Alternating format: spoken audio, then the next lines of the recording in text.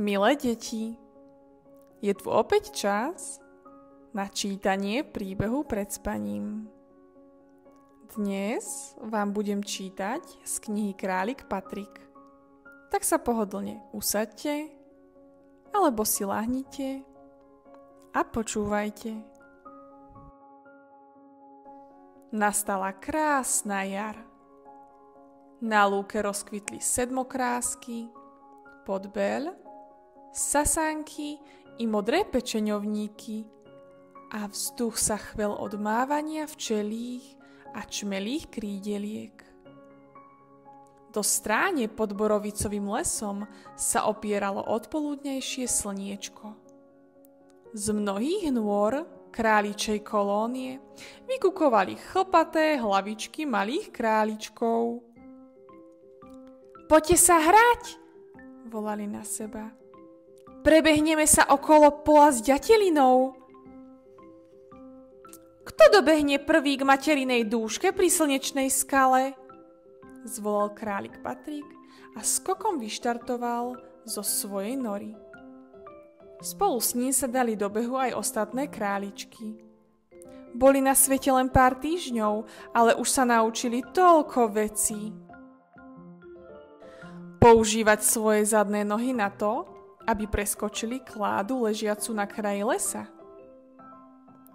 Orientovať sa v bludisku chodieb v podzemí, aby vždy trafili domov ku svojej králičej rodine.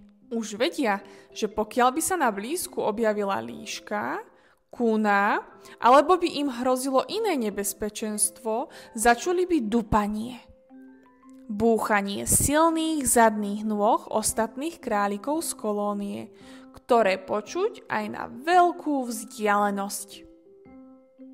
A hlavne sa naučili, ako poznávať svet naokolo podľa vône. Patrik má najradšej vôňu svojej mamičky a tiež vôňu čerstvo natrhanej trávy. Keď však privonia k materinej dúške, začne sa v ňom diať niečo zvláštne. Po telíčku sa mu rozleje pocit tepla a zdá sa mu, ako by splýval so zemou.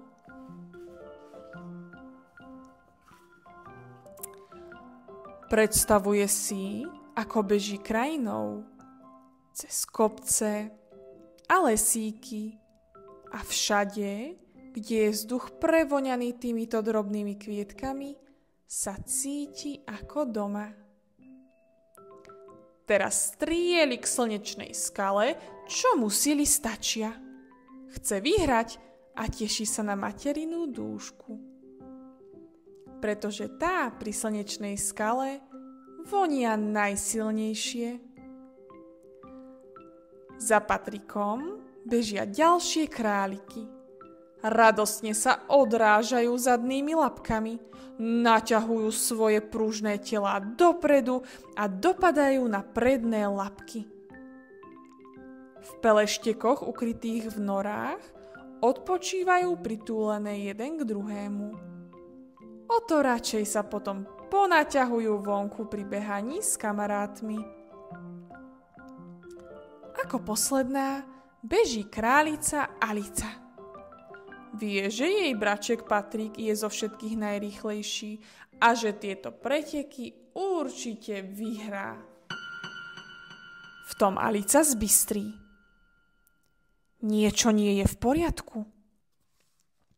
Vzdialene k nej doliehajú podivné zvuky. Ako by na ich stráni niekto hral na stovky bubienkov. Na chvíľu ustrnie úlakom a hneď začne dúpať zadnou nožičkou, ako najsilnejšie dokáže. Jej kamaráti nastražia uši.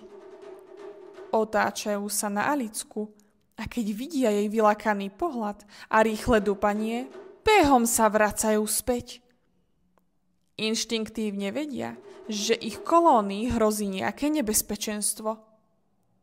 Všetci vbiehajú do svojich nôr, ustrašené králičky, ich rodičia, aj staré skúsené králiky, ktoré dobre vedia, kto všetko môže tú ich dedinku skrytú pod zemou ohroziť. A náš príbeh o králikovi Patrikovi a králici Alici pokračuje ďalej. Pokiaľ vás zaujíma, ako to dopadne, neváhajte si knihu kúpiť a spoločne prečítať. Knihu zakúpite na internetovej stránke vydavateľstva adventorion.sk. A teraz už dobrú noc.